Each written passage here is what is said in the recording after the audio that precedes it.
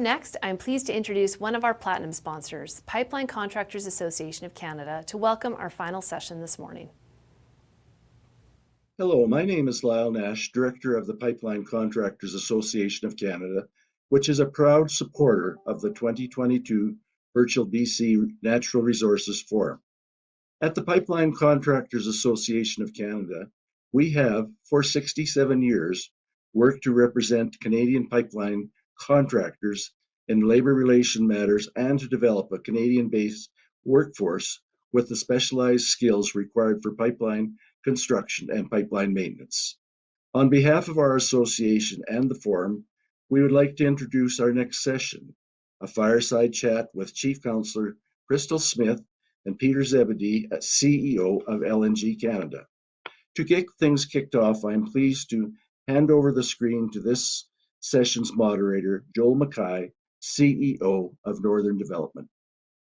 Well, good morning, ladies and gentlemen. Thank you so much for joining us for this fireside chat with two absolutely dynamic and accomplished leaders here in British Columbia and Canada largely. My name is Joel McKay. I'm the Chief Executive Officer of Northern Development Initiative Trust. We're a regional economic development funding agency based in our office is based in the traditional territory of the Lheidli-T'enneh here in Prince George, and that's where I'm broadcasting from this morning. But we serve the province from Lytton to the Yukon border and from Valemount to Haida Gwaii, which encompasses the entire area where the Coastal GasLink and LNG Canada project are being built. So it's my absolute pleasure to be part of this conversation this morning to moderate it. I hope that all of you have been enjoying the content for the annual BC Natural Resources Forum, and certainly, as I'm sure other speakers have said, do wish that we could all host you here in Prince George this year,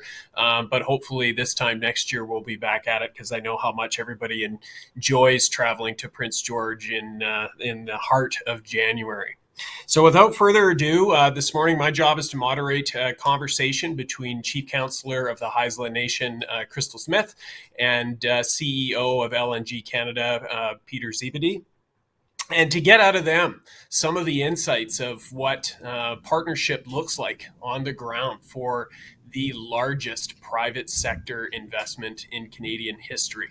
Something we've all been either seen, have been watching, reading, or listening to for the last several years, and we are in the midst of it being built now. It's a very exciting time, certainly in the Northwest Coast and in and around Kitimat and Terrace. So I'm going to start off here with a couple of quick bios. So Peter and Crystal, I hope that you'll forgive me, and if I butcher it, well, forgive me again.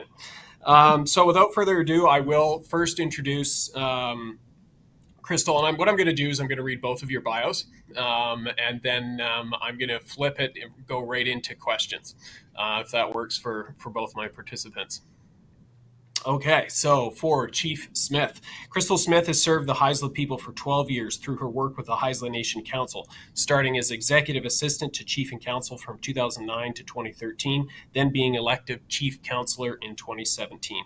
She holds business certificates from Northwest Community College and Thompson Rivers University. In November 2019, she was named Chair of the First Nations LNG Alliance, a group committed to encouraging First Nations development of the LNG industry to provide employment and other sustainable benefits for BC's Aboriginal people. Ultimately, she wants the work done today by her and all of the council to benefit today's 1,700 Haisla people, but future generations as well. I'm sure in all of our various places that we are broadcasting from, you will give a warm welcome to Chief Smith. Next is Peter. Peter Zebedee is the CEO of LNG Canada. Under Peter's leadership, LNG Canada is building the country's first large-scale liquefied natural gas export facility in Kitimat, BC, on the traditional territory of the Haisla Nation.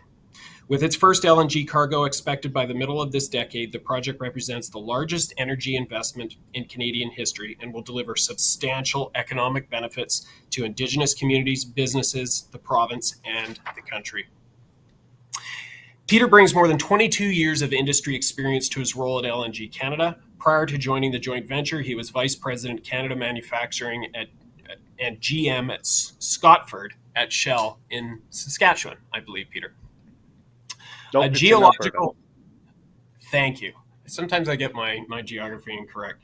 A geological engineer and graduate of the University of British Columbia, Peter has held roles in engineering, operations, and numerous corporate assignments throughout his professional career. 2009, he joined Shell, where he has held senior leadership roles with the Athabasca Oil Sands Project joint venture as general manager of Shell, Albion Sands, and the Scotford Upgrader, which I was just rightly corrected is in Alberta. And I do hope there is nobody from Alberta or Saskatchewan watching us, knowing that there certainly are, because I'm no longer friends with them. I will send apology emails to my friends east of the border of British Columbia. So that being said, let's dive into it. And, we are going to have a conversation about what leadership, what partnership looks like in this day and age of something of this magnitude, which is kind of hard for all of us to wrap our heads around. But I thought, an easy place to start for those of us who aren't necessarily touching it every day is to just get an update on where are we at, what in terms of the project, what does the next 12 months look like, what's keeping you up at night? And I'm going to go to Peter for that first. Thanks a lot, Joel. That was a great intro, and I really I was thinking I would actually like to be in Prince George with the weather that we have right now in January. But we'll do our best in this virtual setting, and I'm really looking forward to having a really candid conversation about LNG and all the opportunities it's unlocking for us here in BC with Chief Smith and yourself. I do want to acknowledge that I'm here today in Vancouver at my home, which is on the unceded territory of the Coast Salish people, and that includes the territory of the Musqueam, Squamish, and the Tsleil-Waututh nations. So maybe to your question, we had an extremely busy year in 2021. We called this the year of going vertical, and we certainly did that. We were able to reach some really key construction milestones. You see that the landscape in around the Kitimat and certainly on our project site is changing. We had a really successful erection of our LNG tank and the subsequent roof raise. We were able to bring on some really large pieces of infrastructure in kit at our marine terminal in Kitimat and move them into place at our plant site. And overall, the LNG Canada project is now over halfway done. It's over 50% complete. I think it really shows when you look at the project site itself. It's really getting transformed, and all of the pieces are coming together. But 2021 is now behind us. That's in the rearview mirror. We're casting our eyes ahead to 2022. This is going to be the most intensive period of time for construction on the project. We call it our year of going into high gear, and we're really going to be accelerating our pace of project completion and construction, and really moving towards our goal of shipping our first cargo of low carbon, made right here in BC LNG to countries that are going to need it most. We'll have more workforce at our site in Kitimat and indeed along the Coastal GasLink pipeline and in our fabrication yards overseas. And we're also going to be welcoming a lot more colleagues into our organization. And we start to build up our asset team, our operations team, and start to prepare for operations, for the next 40 years. We've had our challenges on the project, like everyone around the world. COVID-19 hasn't helped matters for one thing, and it's really focused, or it's forced all of us to kind of recalibrate, to adapt, to do new ways of working. But we're successfully coming through that. We're leading with our principles and we're leading with our values. And together, working together with Haisla, with other First Nations, with governments, that's what brings us our success. That's what brings us our achievement of major milestones. That's what helps us deliver our safety performance, and that's what helping us to deliver our scheduled performance. We've got thousands of Canadians right now working on the project site. Most of them are from BC. It includes many folks from the Haisla Nation and from the Indigenous communities around the project. And we've also focused a lot of our procurement activity, or a lot of our contractors and subcontract workforce coming from BC. To date, we've spent over $3.6 billion in contracts and procurement in BC alone. And of that 3.6, 2.8 billion has been awarded to First Nations. And so it's First Nations and local area businesses. So that's something I'm really proud of. I think that's a good hallmark of our success, but it's only kind of one pillar of that. We also put a lot of time and effort with volunteer efforts in the community, with community investments. The Northwest Regional Airport in Terrace has now been the recipient of a new snow clearing machine to help clear the runways and the apron. And if you have seen the snow in Terrace this year, it's definitely needed. And I think that's just something that, that benefits local residents and of course the workforce coming in our project too.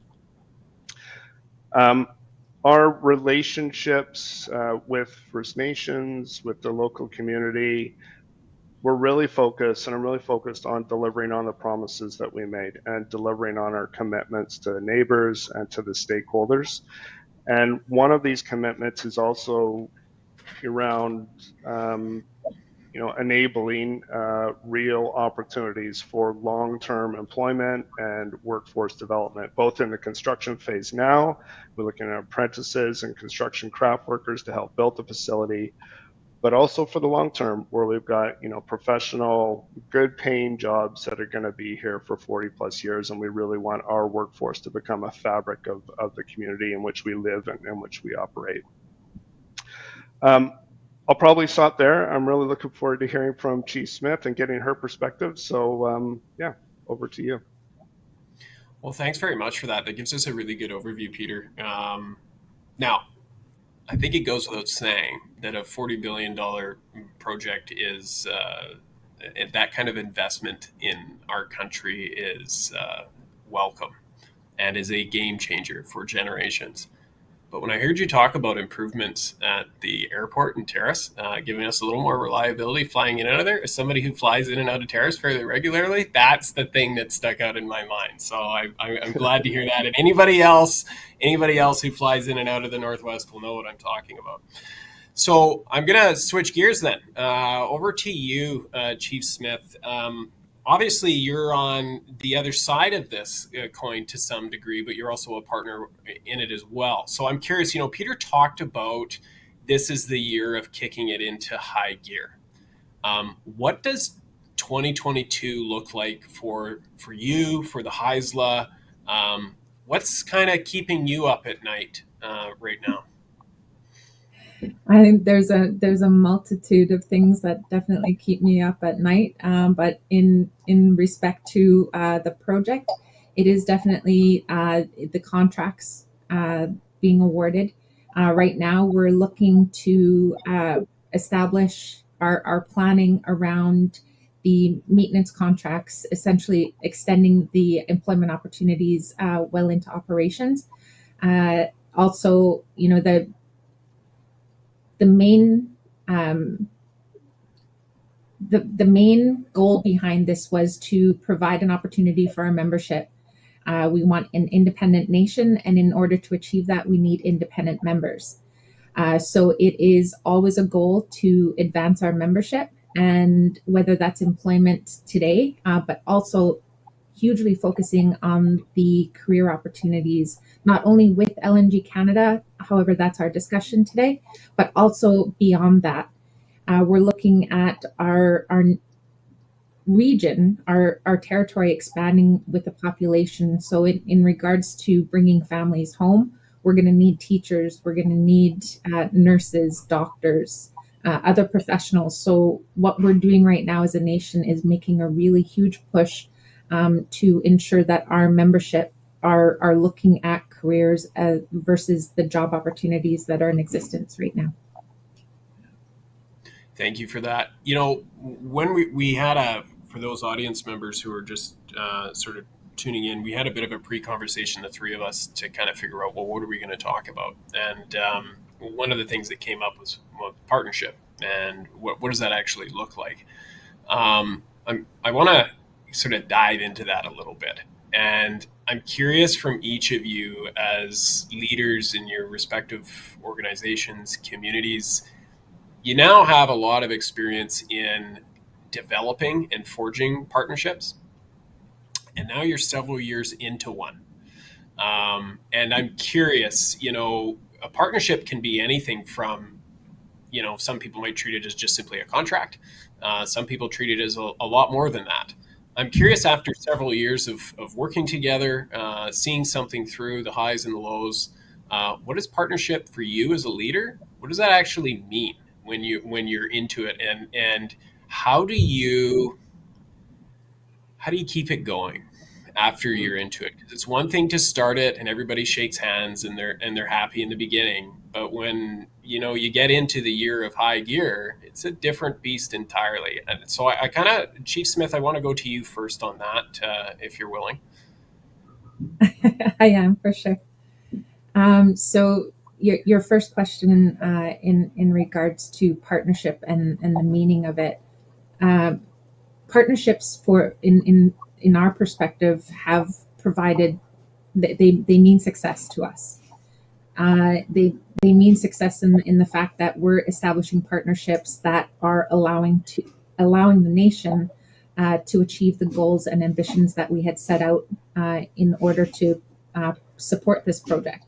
So in regards to the final investment decision, that's when we were able to see all of our goals and objectives come to fruition.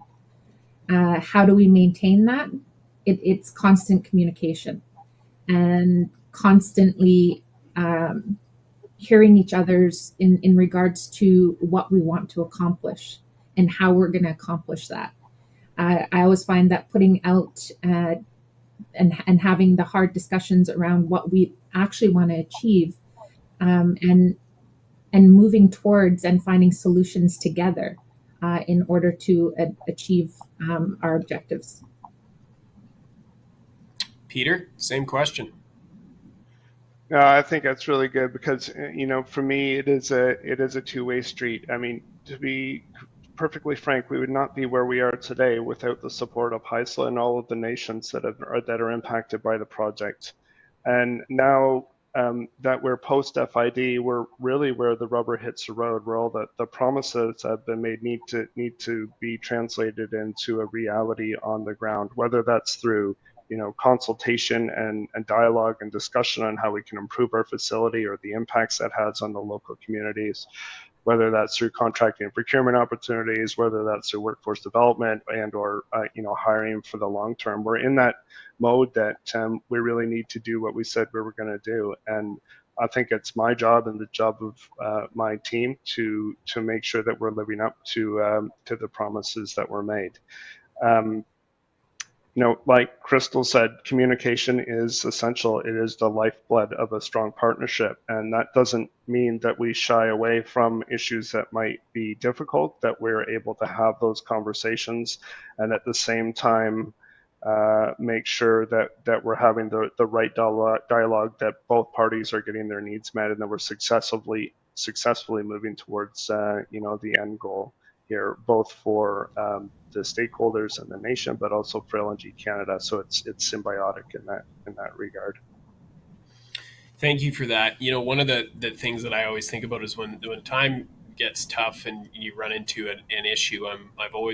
There's always been this saying that's kind of gone through my head that you don't shy away from your problems, you run at them, right? And deal with them head on. I'm curious from each of you. Maybe Peter, I'll start with you. If you had a young executive in your office one day, and that individual was asking you, when you say partnership, leadership, give me 3 words, 3 things, 3 values that you think, I need to develop as a young executive to be a leader of your caliber one day. What would you tell that person? I think relationships are the foundation on which trust is built, and so you have to start with the relationships you have to start with that, relationship building and relationship development as the foundation on which you build everything else. So I think the second part of that would be the communication that Crystal said, and then the third thing I would say is there can't be a gap between what you say and what you do. So if I'm making a commitment, I'm making a commitment, and I'm going to live up and be true to that. And Chief Smith needs to trust that I'm going to be true to my word, or else trust is eroded. So I think in order to be successful, in order to have a strong partnership, it's those three things that that I think form that basis and that foundation, and ultimately will lead us to be successful through good and through not so good. And you have all of that when you're executing a major mega project like this in a community that really cares. Yeah, so those are the things that I would say. Yeah, Chief Smith, same kind of question. You're in your office one day or in council chambers, and a young member of the community has come to you and said, "Hey, I want to be in your seat one day." What values, what qualities do you need to lead with?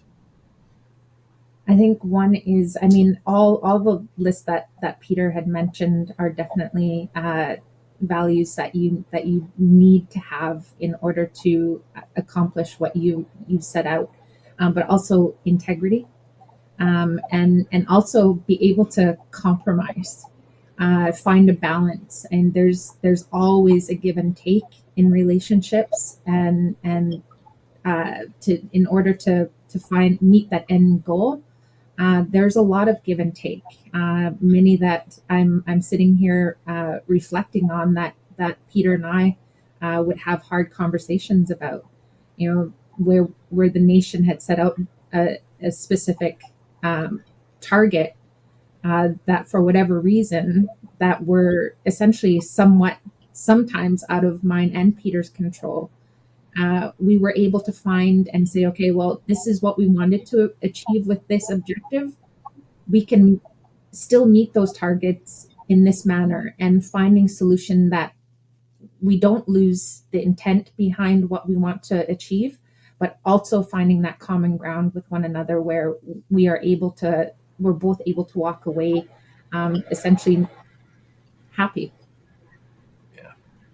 I'm curious, Chief Smith, conferences past this and other ones, we've talked for a lot of years around, how do you go about starting a partnership between an Indigenous community and industry? You're obviously now into the more mature stage of that, which is you're past the starting, you're in it. You've been in it for several years. We have, nations, communities across British Columbia that have partnerships, perhaps not of this magnitude, but are there now as well. And I think the conversation is now maturing into sort of what are sort of the lessons learned and sort of the advice that can be passed on to sort of maintaining and strengthening that relationship, once you're actually in it, recognizing that every community's got to chart its own path for its own reasons. So I'm curious as to sort of your thoughts on that question. What advice would you have for either Indigenous communities or industry? They've got the partnership, but now they're kind of into it.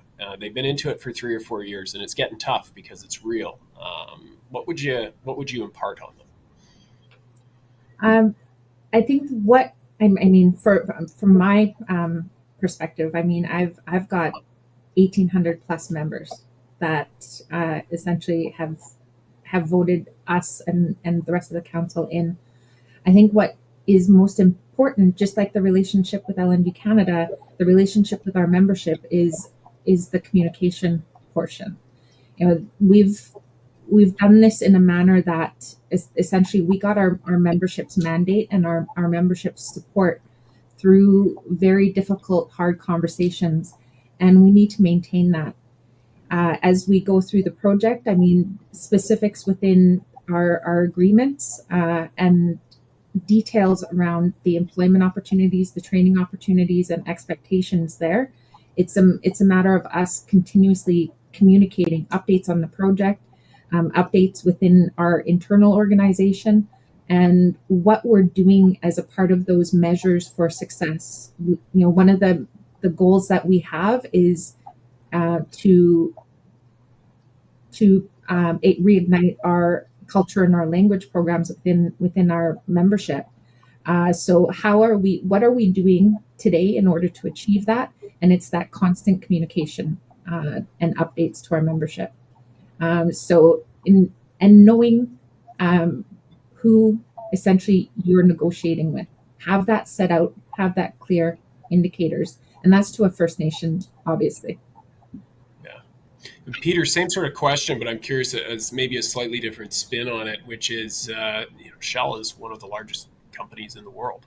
And, it at times is incredibly nimble, but with anything of its size also has multiple layers of approvals and things that people have to go through. And here you are trying to build a project in a relatively small community in a relatively remote part of Canada. I mean, how do you sort of look at maintaining that relationship once it's at this point in time amidst that massive corporate framework that you're also accountable to? Yes, and I mean LNG Canada is especially complicated because we've got 5 joint venture partners, Shell being one of them, of course, but also 4 other multinational oil and gas and energy companies. So I think to distill it all down is LNG Canada. We want to create benefits for the communities in which we build, in which we live, in which we work. And the benefits that are flowing to the community are defined by the community. So when the Haisla Nation says that, these are objectives, this is what we want, this is what we want to get out of it, I think it's our job to listen, and to incorporate that into our facility design, to the opportunities that we have through contracts of procurement and through workforce development and ultimately hiring. So I think you have to have, yes, we have global businesses, but you have to operate at the local level. You have to have those relationships like we talked about earlier. You have to have a real local lens and local actions on how you develop and construct and operate these facilities. Yeah. I've been around the natural resource sector as sort of an observer, writer, and economic developer for close to 15 years. So perhaps not that long in some people's opinions, but certainly seems like a while to me. And I remember when I first got started out, folks used to say back then, and they still say in some circles today, you can't get anything built in British Columbia. It's a tough jurisdiction. And BC stands for bring cash. We've all heard these stories and been part of these conversations, but I look at this project. Here I am, 15 years later, and I'm seeing it get built. And I think there's a lot of people out there that, when it was first proposed, probably said that'll never get built for this reason or that. But it is. And so I'm curious about each of yours take on doing business and building big things in BC. Because I actually think it is a place where big projects can get built. We're seeing it. We're seeing it with this. But there's a way in which it needs to occur. And I think we've touched on some of those things. But I'm curious if you want to take a crack at that, because I think it's a message that we need to continually reinforce. Maybe to you first, Peter. Yeah, I mean, I think good things don't come easy. But when we think about responsible resource development, whether that be in British Columbia or anywhere else in Canada or anywhere else in the world for that matter, I think it's those things, whether it's values around community consultation or environment. I think it's those things, those values, those standards that make us better. Let's go back to what the purpose of LNG Canada is, and that's to deliver a clean, responsible energy product into countries that need it most. It is about reducing high carbon emission sources in Asia. That the energy shipped from LNG Canada over to Asia is going to offset up to 90 million tons of CO2 emissions in a single year. It's the equivalent of shutting down 40 to 60 coal-fired plants in China. It is the entire emissions footprint of British Columbia today. So this is not a small opportunity. I think it's developed responsibly, listening to the stakeholders that are impacted, and then delivering something that's going to make the world better. That makes us who we are. And if that isn't Canadian, I actually don't know what is. So I think, yes, it's hard. Yes, the timeframes are long, and I give credit to the predecessors and the folks that came before me on the project. They made the right decisions. They had great consultation. They've lived up to their commitments, and now the torch is passed to us to construct and operate it. And we are going to fulfill those as we drive towards our end goal here. Chief Smith, what do you think about this notion around, what does it take to get things built? Again, it's the foundations of that relationship aspect. It's being able to compromise. When we were making the push and I was getting interviewed and asked questions about LNG Canada and the meaning for not only from our perspective of a Haisla vision, but what does it mean for people in general? While it's being built here in Haisla territory, these impacts are far-reaching, way beyond our territorial boundaries. It's establishing relationships with not only the province of BC, the federal government.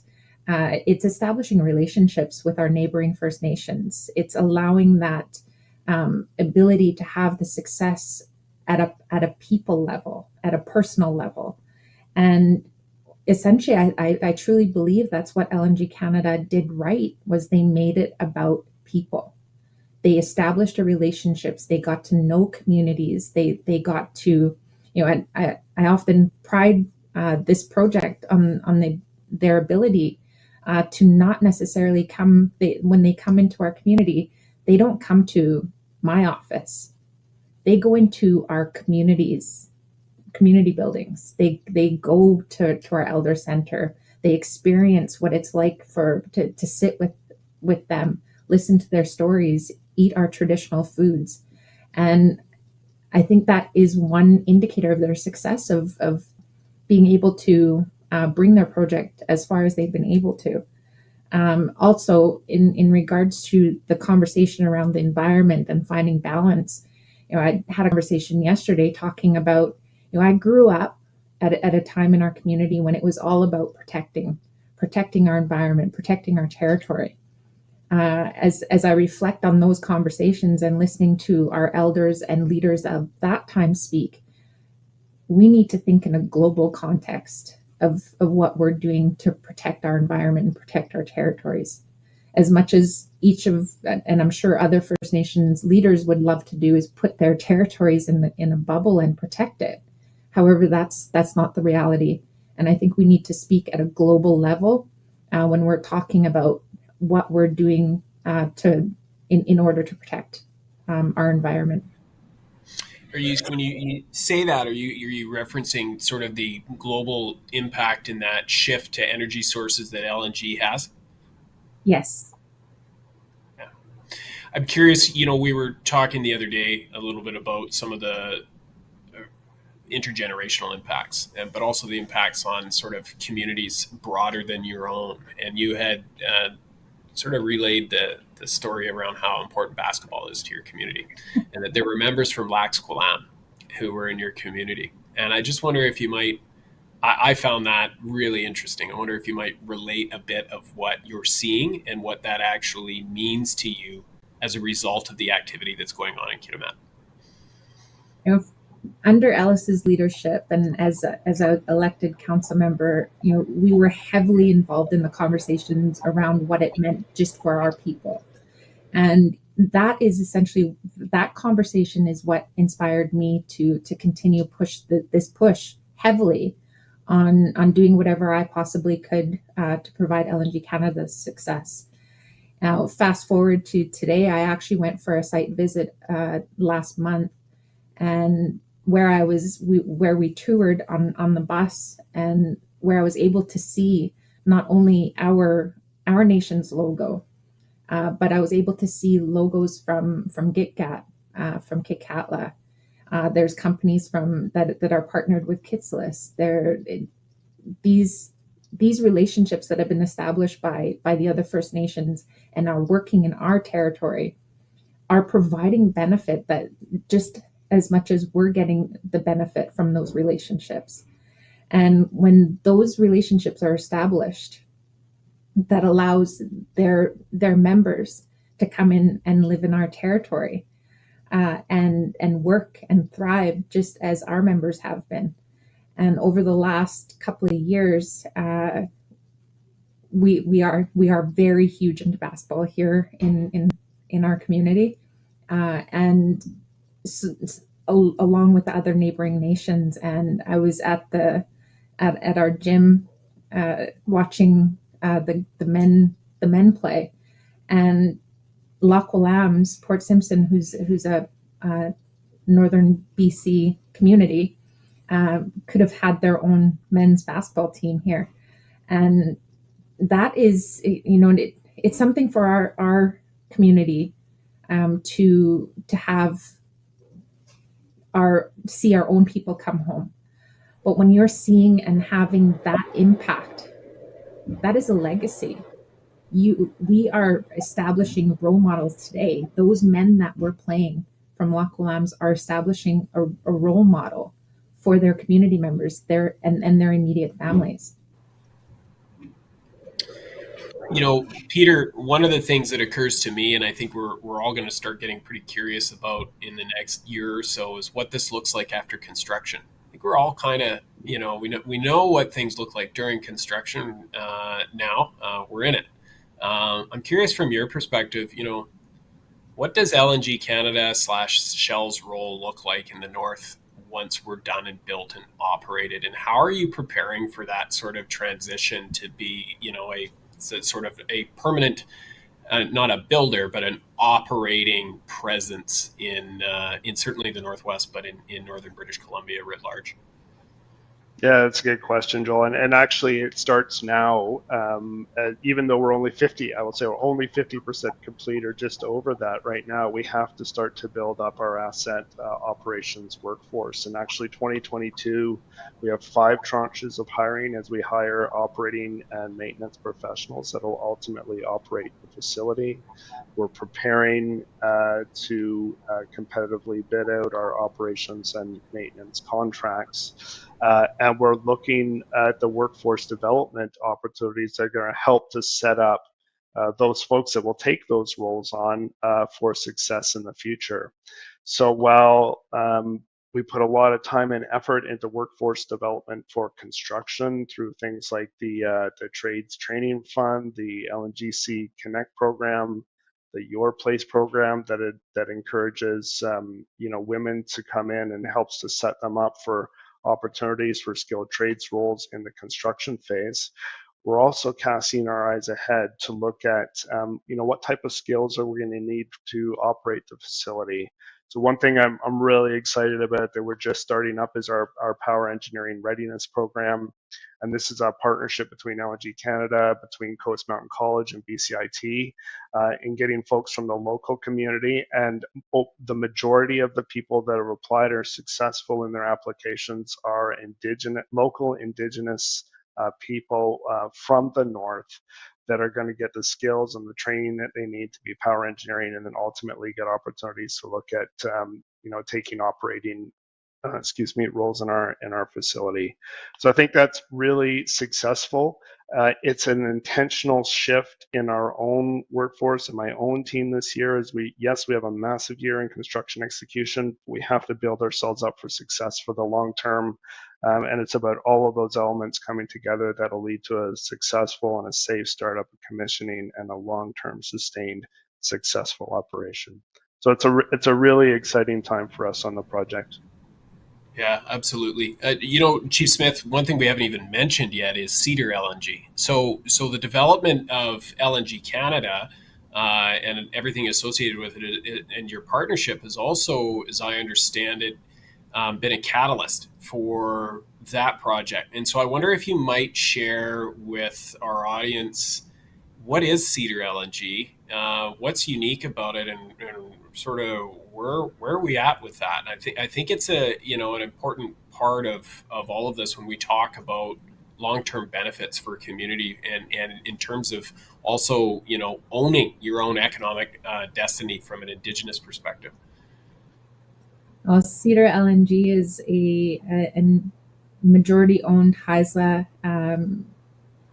business. We just currently announced our partnership with Pembina Pipelines. Currently, we're going through the environmental assessment process. We are currently building our team in Pembina and going through all the consultation process. So in regards to the success that LNG Canada announced with their FID, gave the reality to our project. It's been a long time in the making, and the progress that's being had and the successes that we're seeing is absolutely inspiring. It was one thing to provide that support and to work with LNG Canada, and now we're implementing what we learned with that process for our own project. So it's exciting. And you had asked in your previous question about what keeps me up at night, or what keeps Peter and I up at night. And Cedar LNG is definitely one that would keep me awake for sure. I'm going to go to a final question, but I just want to take a moment and thank both of you for peeling some time out of your schedule. We know you got a lot going on.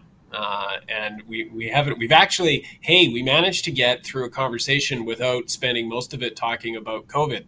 That's probably the first time that's happened for me in 2 years. So congratulations to you and everybody else. It's a nice little brain break for it. But I just want to thank you both for your time, for your commitment, and the folks at the Natural Resources Forum for organizing this.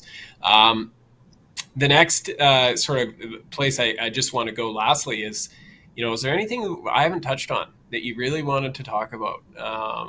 Because that is a frequent thing that occurs when I'm involved in a conversation. So, Peter, over to you. Is there anything that you want to get out there that we haven't really talked about?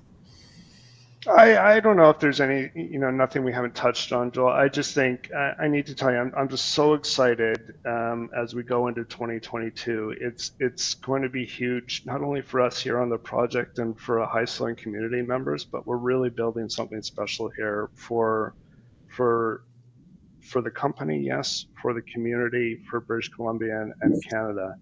And you're really going to notice a massive change this year as we start to put together our facility and get that one step closer to delivering that LNG into the Asian markets and starting to realize the net benefits for the world.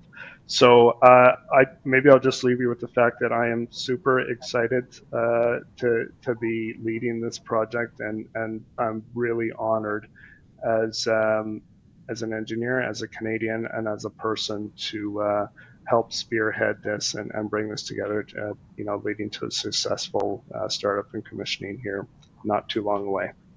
So thanks Awesome. for the opportunity, Joel. Yeah. Yeah, no, awesome. Good words. Chief Smith, over to you. Any last comments or things you want to talk about we didn't touch on? I think that the most important portion that I would like to comment on is, LNG Canada is one conversation that we're having for the relationships that it has established. I want to talk about a membership impact in regards to being able to have a governance structure that's not focused solely on an INAC, Indigenous Services Canada mindset.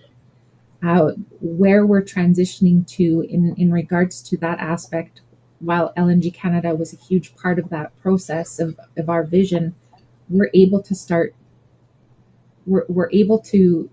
be leaders for our people. We're able to meet the needs of not only our membership within our reserve boundaries. We're able to lead our people wherever they reside.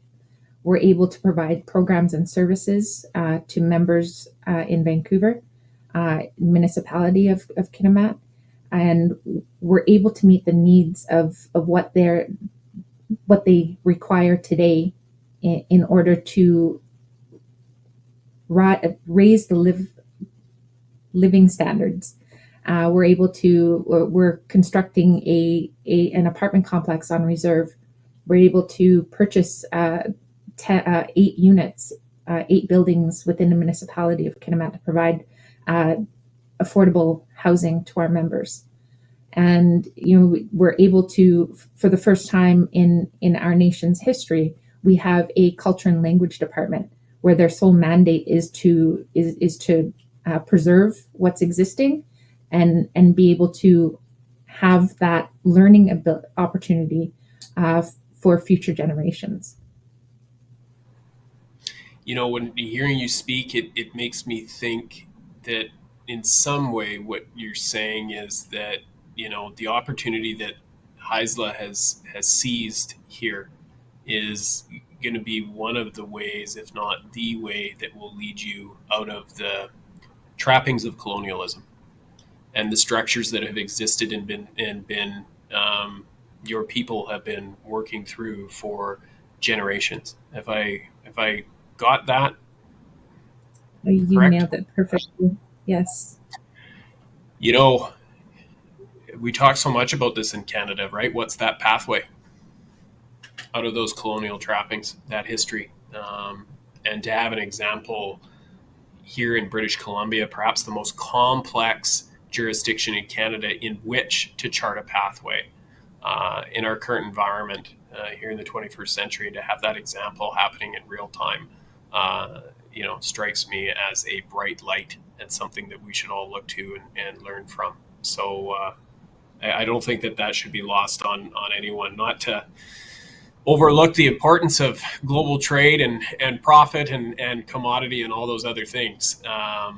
But that certainly sticks with me. And it's interesting seeing how this has taken place, because when I was first exposed to natural gas development and energy in Kitimat, it was an import natural gas facility back in 2005-6 is what we were talking about. And so here we are in 2022, and we've gone from that to through the Great Recession of 2008-9, everything that happened through the last decade, through a pandemic, and now we're finally now talking in real time about this is reality. This is going to be in production here in the next couple of years, and you've already seen the benefits. So it's a great note to leave on.